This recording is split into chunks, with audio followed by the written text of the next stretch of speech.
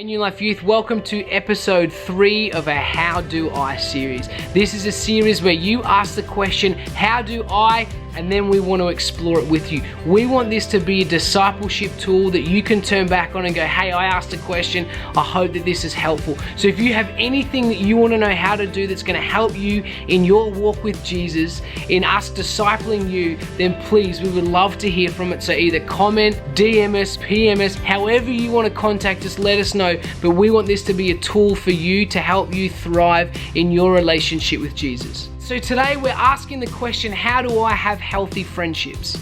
How do I have friendships that are healthy, that are good, that when I walk away, we're like, sweet, this is awesome. And I think that there's 3 things that are going to help us in that. And the first question we need to ask ourselves is this friendship bringing you life? You know, there's people that you hang out with and you leave and you're tired and you're like, oh, I hope I don't have to talk to them again. It was not life-giving. But then you have those other people that when you hang out with them, you're like, oh my gosh, I just want to spend more time with them.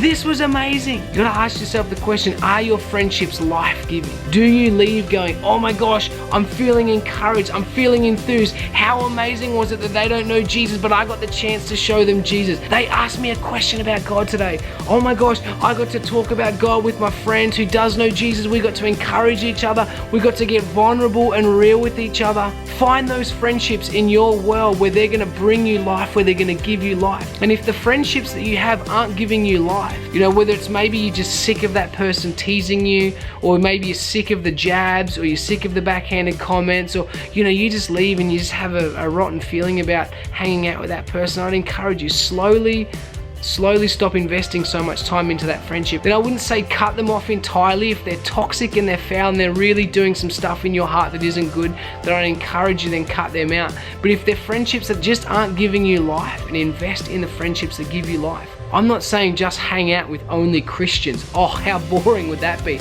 But I'm saying hang out with the people in your world who bring you life. Those friends who ask the questions, who challenge you, who want you to grow, who you leave feeling like, yes, I'm full. This is amazing. This is the kind of friendship that I need to have. So are your friendships bringing you life? Question number 2 that we need to ask ourselves, is there things that have been swept under the rug that we really need to talk about? So have things been said that maybe did upset you? Or maybe you've said something to a friend where you've actually went away and you thought, hey, what I said wasn't actually life-giving. What I've said to that person actually had the potential to hurt them. And if you've said things or things have been said to you, then the best thing that you can do is bring it to life. Don't sweep these things under the rug, because that ends up building up bitterness and hurt and soreness. But if we can bring it to life and we can talk about it, then that friendship is going to be stronger and better because of that. Because then there's this common ground where you go, hey, we've been through the trenches together. We can have those conversations. You'll actually trust and you'll love and you'll value those friendships more. So is there things that have been swept under the rug that you need to talk about? And then thirdly, I would say pray. If your friend does not know Jesus, then every time before you hang out with them, pray for them. Pray that God gives you an opportunity to show the love that God has shown you. Pray that you have an opportunity to be the light of Christ. Pray for that friend. Pray that they encounter God's grace and God's goodness, but pray for that friend. If your friend does know Jesus, or the people who you hang out with do know Jesus, then pray with them.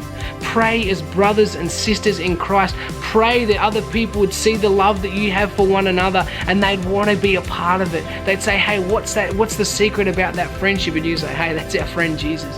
But pray for those friends who don't yet know Jesus. Pray before you go into those conversations. And if your friends do know Jesus, then be praying with them. Be praying for them. But pray.